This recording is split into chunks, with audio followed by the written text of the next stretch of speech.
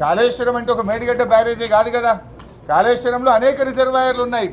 కాళేశ్వరంలో భాగంగా Mallanna Sagar, Kondapochamma Sagar, Ranganayak Sagar, Annapurna reservoir, మిడ్మానే reservoir ఇవన్నీ కూడా ఉన్నాయి కదా. అద్భుతంగా అవి నిర్మించి ఇలా రైతులకు నీళ్ళు ఇస్తూ ఉన్నాయి, ఫలితాలు అందిస్తూ ఉన్నాయి. కానీ మీరు ఒకే ఒక మేడిగడ్డకు తీసుకువెళ్ళి ఒక చిన్న సంఘటనను భూతద్దంలో పెడుతున్నారు. ఎస్, దాని మీద ఎంక్వైరీ చేయండి, మేము వద్దంటలేం. దాని కఠినమైన చర్యలు తీసుకోండి, వద్దంటలేం.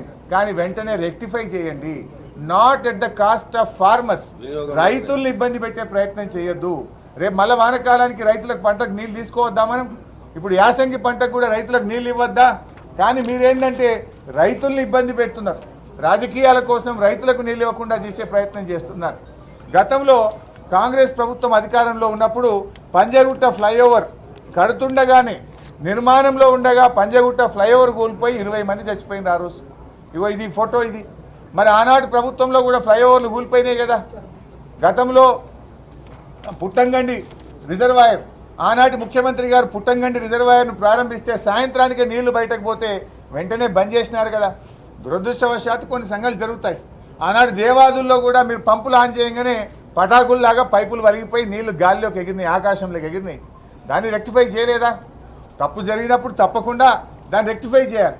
కానీ మీరు దాన్ని భూతద్దంలో పెట్టి రైతులకు నష్టం చేసే పని చేయొద్దు. రైతులకు నష్టం చేసే విధంగా చేస్తున్నారు. ఇవాళ మీ అన్ని దివాలాకోరు రాజకీయాలు.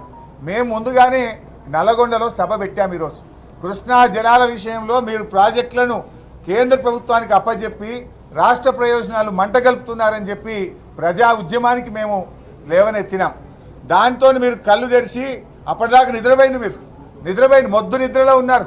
ఈ కాంగ్రెస్ పార్టీని ప్రజా ఉద్యమంతో మేము తట్టి లేపితే నిన్న మీరు అసెంబ్లీలో తీర్మానం చేసి ప్రాజెక్టులు అప్పచెప్పమని అప్పుడు నిద్రలేచిండ్రు. మీరు నిన్న లేచిండ్రు. అయితే ఇవాళ మా సభ ఉందని తెలిసే కావాలని మీరు పోటీ కార్యక్రమాన్ని ఏర్పాటు చేసినారు. ఈ ప్రజలు గమనిస్తూ ఉన్నారు. ఇవాళ మీ పర్యటన ఇది కొత్తది కాదు. ఆల్రెడీ 5 మంత్రులు పోయించారు.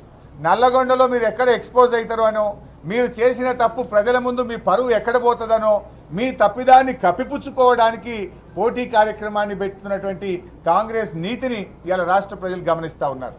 Thank you.